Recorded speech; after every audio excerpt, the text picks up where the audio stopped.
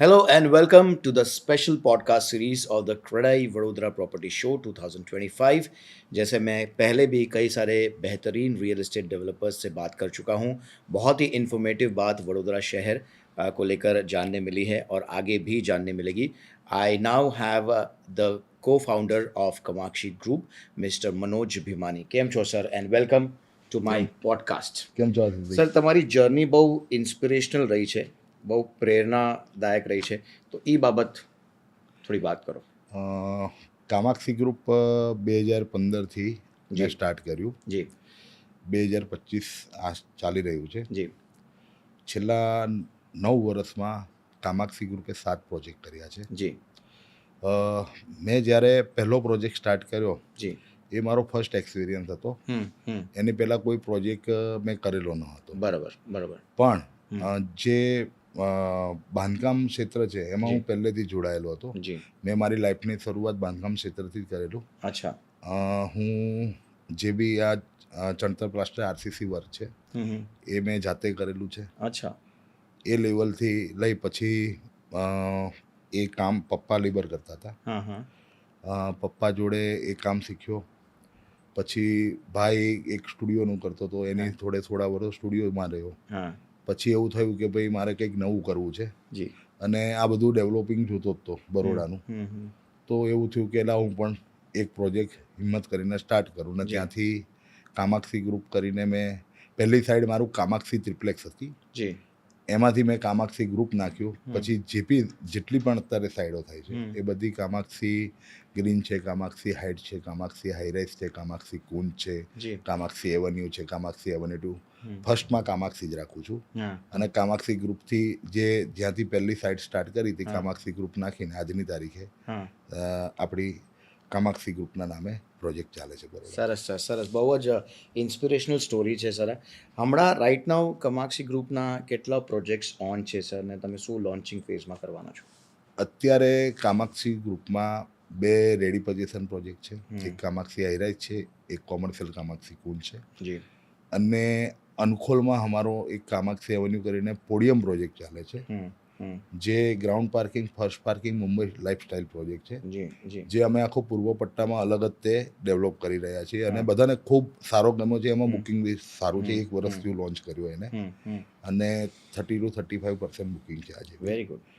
બીજો પ્રોજેક્ટ અમે હરણીમાં ઓલરેડી લાવ્યા હતા 6 મહિના પહેલાં. જી પછી એમાં બી એવું થયું કે આમાં કંઈક નવું કરીએ. જી એમાં બેઝમેન્ટ હતું, તો એમાં બી અમારું એવન્યુનું એટલું સારો રિસ્પોન્સ હતો, તો હરણીમાં બી અમે રિવાઇઝ કરીને હરણીમાં બી અત્યારે પોડિયમ પ્રોજેક્ટ લાવીએ છીએ. ત્યાં પણ અમે ગ્રાઉન્ડ પાર્કિંગ, ફર્સ્ટ પાર્કિંગ એકદમ અલગ જ વસ્તુ લાવીએ છીએ. એટલે જે અત્યારે લગભગ બધા પ્રોજેક્ટમાં બેઝમેન્ટ જ આપે છે. કોઈ બી ફ્લેટનો પ્રોજેક્ટ ચાલતો હોય મેં થોડું અલગ વિચાર્યું કે ભાઈ આપણું, અને બીજું કે અનખોલ જેવા નવા વિસ્તારમાં જો રિસ્પોન્સ મળતો હોય તો હરણી તો ડેવલપ થયેલો વિસ્તાર છે, એમાં રિસ્પોન્સ મળશે જ તે. એવી ગણતરી સાથે આપણે અત્યારે હરણીનો પ્રોજેક્ટ પ્રી લોન્ચ ચાલે છે. ક્રેડાઈમાં અમે પ્રી લોન્ચ ચલાવીશું અને શિવરાત્રિના દિવસે 26 તારીખે એને અમે લોન્ચ કરી દઈશું. એટલે તમે બહુ સોલિડ બિઝી રહેવાના છો, એટલે હા, મારો શેડ્યુલ તો એ રીતનું જ રહેશે. સર, તમે હવે 10 વર્ષથી રિયલ એસ્ટેટમાં છો. ઓવરઓલ તમારું એક્સપિરિયન્સ વડોદરા રિયલ એસ્ટેટ માર્કેટમાં તમે કેવી રીતે કહેશો કે કેવું માર્કેટ છે? હું કહું એમ, મેં 2015થી પ્રોજેક્ટ સ્ટાર્ટ કર્યો. જી ત્યારે માત્ર લગભગ 27 બંગલા જ હતા અને એ બી રો હાઉસ, ડુપ્લેક્સ, ત્રિપ્લેક્સ એ રીતના ત્રણ રિવાઇઝમાં મૂકેલા. રો હાઉસના બી 4 બંગલા, ડુપ્લેક્સના 10 બંગલા, ત્રિપ્લેક્સના 9 બંગલા. એટલે એમાંથી આપણે બીજું જે ડેવલપ થતું હતું ત્યારે ફ્લેટ થતા હતા, લક્ઝરિયસ બંગલો થતા હતા. જે વસ્તુ મેં જ્યારે મૂકી ત્યારે એકદમ નોર્મલ પ્રાઇસમાં લોકોને પોસાય એ ગણતરી કરીને કરી. ત્યારે હું એકદમ કોમર્શિયલ વસ્તુમાં કે ભાઈ આટલું વસ્તુ આવી હોવી જોઈએ. નેક્સ્ટ પ્રોજેક્ટમાં એનાથી પ્રીમિયમમાં ગયો હું કે ભાઈ આપણે ક્લાયન્ટને સારું આપવા માટે થઈ અને થોડું આની કરતાં વધારે સારું પ્રોજેક્ટમાં આપીએ. જે લોકો પોતાનું ઘર બનાવતા હોય છે, જે વસ્તુ યુઝ કરતા હોય તે એવી વસ્તુ અમે પ્રોજેક્ટમાં યુઝ કરવાની સ્ટાર્ટ કર્યું. એમ કરતાં અત્યારે ટોટલી હું કોઈ બી પ્રોજેક્ટ મૂકું તો મારે ખુદને રહેવા જવું હોય તો મારે શું વસ્તુ જોઈએ એ વસ્તુ ધ્યાનમાં રાખી. બીજું કે જે બરોડાનું બજાર છે એમાં ઘણા સારા ડેવલપર છે અને ઘણા સારા પ્રોજેક્ટ ડેવલપ થાય છે. એ પ્રમાણે આપણું બી એ રીતનું સાથે બધાની સાથે રહી અને વડોદરામાં આપણો પ્રોજેક્ટ બી સારો ડેવલપ દેખાય, સારી પ્રીમિયમ વસ્તુ દેખાય, એ ધ્યાનમાં રાખીને બધા પ્રોજેક્ટ આપણે મૂકીએ છીએ. સરસ સર, સરસ. અને તમે આ પ્રશ્ન તો મેં લગભગ બધા લોકોને જ પૂછ્યા છે આ પોડકાસ્ટ સિરીઝમાં, કે તમે વડોદરાને કેવી રીતે જોવો છો આવતા 8 થી 10, 15 વર્ષોમાં? વડોદરા સિટી રહેવા માટે તમે જુઓ તો અમદાવાદ છે, સુરત છે, રાજકોટ છે, બધા સિટી રહે જ છે લોકો, પણ બરોડામાં જે છૂટું છવાયું વાતાવરણ હોય છે કે ભાઈ આ ધારો કે કોઈ બી નવો વસ્તુ અણખોલને લઈ લઈએ અત્યારે, તો અણખોલ જે આખો ડીપી વિસ્તાર છે એ રીતના ડેવલપ થાય છે કે પહેલેથી જ તે રોડ રસ્તા ને એવું જે તૈયાર કર્યું છે એ બહુ સારી રીતના કર્યું છે. તો આ રીતના હવે જે નવા બધા જેટલા બી નવા એરિયા ડેવલપ થવાના છે એ અત્યારે કે ભાઈ આટલો રોડ તો હોવો જ જોઈએ, 18 મીટર હોવો જોઈએ, 24 મીટર હોવો જોઈએ, આ જગ્યાએ 12 મીટર હોવું જોઈએ, પહેલેથી ફાઇનલ કરી રોડ રસ્તા કરી અને જે અત્યારે નવા પટ્ટા ડેવલપ થાય છે, 75 મીટરનો રિંગ રોડ બી સ્ટાર્ટ થઈ ગયેલો છે, એટલે એની અંદર આ જેટલા બી જગ્યા આવી જાય છે, બરોબર છે, તો એના માટે થઈ અને વડોદરા કોર્પોરેશન, ઉડા બંને બી એ રીતનો પ્રયાસ કરી રહ્યા છે કે ભાઈ આપણે સારામાં સારા રોડ રસ્તા ડેવલપ કરીએ તો કાલ ઉઠીને જે વડોદરા સિટીનું નજરાણું બનવાનું છે એ એકદમ જે ગીચ વસ્તી કહેવાય એવું નહીં દેખાય. એટલે જેવી રીતે આપણે મુંબઈને આપણે કોન્ક્રીટ જંગલ કહેવાય, હા, એવું નહીં થાય, કારણ કે અત્યારે બી જે પ્રોજેક્ટો ચાલે છે, જે ડેવલપરો પ્રોજેક્ટ કરે છે એ બધું આ વસ્તુ ધ્યાનમાં રાખીને જ કરે છે કે ભાઈ એટલું બધું બહુ ગ્રીન એન્વાયરમેન્ટ, હા, એ ધ્યાનમાં રાખીને ઓલમોસ્ટ લગભગ બધા એવું જ, અને એની સાથે ટીપીનો બી એ રીતનો રોડ રસ્તા મળે છે અને વિકાસ થાય છે, એટલે એ પ્રમાણે પોતાના જે જગ્યા હોય, રોડ રસ્તા હોય એ પ્રમાણે લોકો પ્લાનિંગ કરીને પ્રોજેક્ટ. મનોજભાઈ, હું તમને સાચી વાત કહું કે લાસ્ટ 2 દિવસમાં બહુ બધા સારા જબરદસ્ત ડેવલપર આવીને ગયા, પણ તમારી અપ્રોચ છે ને લાઈફ તરફ અને તમારા કામ તરફ બહુ સિમ્પલ અને એકદમ સરળ મને લાગે છે. Thank you. તો તમે તમારા ટીમને, જેટલી પણ તમારી ટીમ હોય, મને નહીં ખબર કે કેટલા લોકો તમારા અંડર કામ કરે છે, એમને તમે કેવી રીતે પ્રોત્સાહન આપો છો, કેવી રીતે મોટિવેટ કરો તમે? હું જ્યારે કામાક્ષી ગ્રુપ મેં તમને કીધું એમ સ્ટાર્ટ કર્યું ત્યારે અમે 5ની ટીમથી સ્ટાર્ટ કરેલું. અત્યારે અમારી ટીમમાં 50 જણા છે. એમાં મારું માર્કેટિંગ ટીમ આવી ગઈ, મારી પીએનસીની ટીમ આવી ગઈ, સેલ્સની આવી ગઈ, ડિજિટલ માર્કેટિંગની આવી ગઈ, એકાઉન્ટની આવી ગઈ, મારું ઓફિસ વર્કનો સ્ટાફ છે. મેં જનરલી બધાને કેવું કર્યું છે કે બધાને ભેગા નથી કર્યા કે ભાઈ તમારું આ કામ છે, તમે આ જ વર્ક કરો અને આમાં તમે સારું રિઝલ્ટ આપો. તો બધાને પોતપોતાના વર્કનો ખ્યાલ હોય છે, બધાને પોતપોતાની જવાબદારીની ખબર હોય છે, તો એ પ્રમાણે બધા કામ કરે છે તો પ્રોપરલી વર્ક થાય છે અને જે કામ હોય એને પૂછ્યું એટલે પ્રોપરલી જવાબ મળે છે. પેલું 4 જણા ભેગા હોય, તું કરી લેજે એવું કરવામાં બધાનું કામ બગડે. એટલે આપણે આ ટોટલી જે મારા ગ્રુપમાં મેં પહેલેથી સમજતો આવ્યો છું કે એક પછી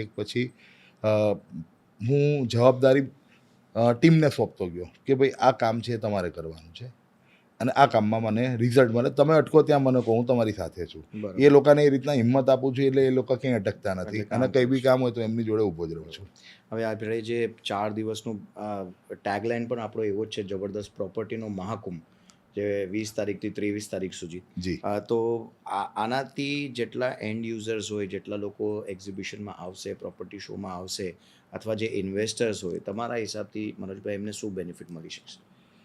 જે લોકોને પોતાનું ઘર લેવું છે એના માટે તો આ જે ક્રેડાઈનું પ્લેટફોર્મ છે બહુ સોલિડ કહેવાય, કારણ કે ત્યાં એમને શું જોઈએ છે, શું એમના મનમાં હોય, બધી જ પ્રોડક્ટ હશે. હું એવું નથી કહેતો કે ભાઈ મારા જ પ્રોજેક્ટ જોવું, પણ ત્યાં બધા જે લોકો, બધા ડેવલપર જે પોતાના પ્રોજેક્ટો લઈને બેઠા હશે એ પોતપોતાની રીતના પોતાનું બધા પ્રેઝન્ટેશન કરશે કે ભાઈ અમે આ એરિયામાં છીએ, અમારી આ વસ્તુ છે, અમે આ ટાઈપનો પ્રોજેક્ટ કરીએ છીએ, અમારી આ વસ્તુ છે. એટલે ખરીદનારના વર્ગ હોય છે, 30 લાખથી લઈને 2.5 કરોડ સુધીનો વર્ગ છે. એમાં કયા વર્ગમાં જવું છે તો ખરીદનાર જ નક્કી કરશે.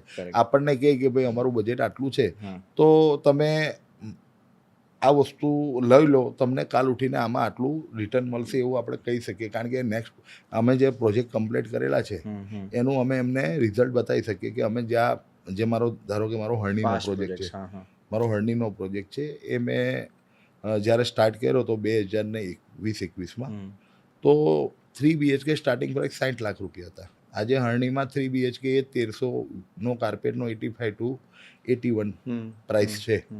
તો 20 થી 25 Appreciation લાખ સારું રૂપિયા થયું છે. અત્યારે જેણે બી લીધો છે એને દેખાય છે, એને અત્યારે દેખાય જ છે. તો એ હવે એમને સમજાઈ શકીએ. તો કોઈ ઇન્વેસ્ટર છે એને બી સમજાઈ શકીએ કે તમારે રહેવા નથી આવું, તમે ફ્લેટ લઈ લો, તમે રેડી પોઝિશનમાં સારું એવું તમને રિટર્ન મળે એટલે તમે ફાઇનલ કરો કે ભાઈ મારે સેલ આઉટ કરવું, તો તમારું સેલ આઉટ બી થઈ જાય. તો બધા માટે બીજું કે બધા ડેવલપરો પોતપોતાની રીતના રજૂઆત કરતા જશે. હું મારા પ્રોજેક્ટની રજૂઆત કરું, પણ મેં કીધું એમ કે મારી પાસે કોઈ ઇન્વેસ્ટર આવ્યા કે લેનાર આવ્યા કે રિયલ બાયર આવ્યા, કોઈ પણ આવ્યા, તો એને હું સમજાઈ શકું કે ભાઈ તમે રહેવામાં અમે આટલી વસ્તુ આપી છે, આ વસ્તુ આપી છે, આટલી સારી ફેસિલિટી આપી છે, કોઈ વસ્તુ બાકી નથી રહી જતી, એ ખ્યાલ રાખીને જ અમે પ્રોજેક્ટ લોન્ચ કરેલો છે. તો એ અમે એમને એકદમ સોલિડ રીતના બેસાડીને સમજાઈ શકીએ. બરાબર. હવે કંઈક કમી રહી ગઈ હોય તો એ પછી અમારે કેવું છે કે એને સુધારવી પડે, અને એ અમારો પ્રોજેક્ટ પછી એવું લાગવું પડે કે ભાઈ અમે આ પ્રોજેક્ટમાં ઓછી મહેનત કરી છે. એટલે એવું તો થયું નથી. લગભગ અમે ઓલમોસ્ટ 60+ બધી એમ્યુનિટીઝ આપીને બધું કવર કરેલું છે. પણ આ બધી વસ્તુ ધ્યાનમાં રાખીને જ આપણે પ્રોજેક્ટનું ડિસ્પ્લે લોકોને બતાવીએ, સમજાવીએ છીએ. ઇન્વેસ્ટર હોય એને બી કહીએ છીએ કે તમારે ઇન્વેસ્ટ કરવું હોય તો તમને ગેરેન્ટેડ રિટર્ન બી એકવાર કહીએ કે આટલું તો મળશે જ તે, એવી બાહેધરી બી એકવાર એમને સમજાવીએ. પછી બાયરને જ્યાં જે રીતના યોગ્ય લાગે એ રીતના એમને લેવા માટેનું તો બહુ સારી વસ્તુ અત્યારે થઈ રહી છે. અને આપણે, હું તો બધા માટે કહું છું, મારી માટે કહું છું, બધા માટે કહું છું કે જે લોકોને અત્યારે પ્રોપર્ટી લેવી છે કે 2 વર્ષ પછીનું પ્લાનિંગ કરે છે, તો એના માટે આ સ્ટેન્ડ બહુ સારું છે. અત્યારે નવો ડેવલપ થતો પ્રોજેક્ટ હોય તો એમાં 10%થી વધારે પૈસા નથી આપવાના હોતા. જેમ પ્રોજેક્ટ સ્ટેજ જાય એમ આપતા હોય છે. બેંક સારી થઈ ગઈ છે અત્યારે, તો આજના સમાચારમાં તો લગભગ રેપો રેટ 1.5% ઘટાડ્યો છે. તો એ બી ફેસિલિટી હોમ લોનની બી સારી મળે છે. તો આ બધી મને લાગે છે કે એક જ જગ્યા પર તમને બધી જ ઇન્ફોર્મેશન વડોદરાના રિયલ એસ્ટેટની મળશે. મનોજભાઈ, જ્યારે આપણે આ પોડકાસ્ટ ચાલુ કર્યું તે તમે મને કીધું કે આશીષ, મેં આવું ક્યારે ઇન્ટરવ્યૂ આપ્યો નથી, તો ઇન્ટરવ્યૂ આપવામાં મજા આવ્યો કે નહીં? ના 100% મજા આવે. Thank you so much, Manoj bhai. Thank you so much. So that was Manoj Bhimani. He was the head. Sorry. So that was Manoj Bhimani. He is heading the Kamakshi Group here in Vadodara. और इसी तरह से इस podcast series में एक से एक ज़बरदस्त धमाकेदार डेवलपर्स जो वडोदरा के हैं वो आएंगे और अपनी बात, अपनी इन्फॉर्मेशन और अपने ग्रुप को लेकर जितने भी प्रोजेक्ट्स फिलहाल चल रहे हैं वडोदरा में वो आप तक पहुंचाएंगे. आप बिल्कुल नहीं भूलना कि 20, 21, 22 और 23 फरवरी 2025 को आपको आना है नवलखी ग्राउंड्स वडोदरा, क्योंकि वहाँ पर गुजरात का और वडोदरा का सबसे बड़ा क्रेडाई वडोदरा प्रॉपर्टी शो होने वाला है. Yes, wishing you all the very best. Cheers.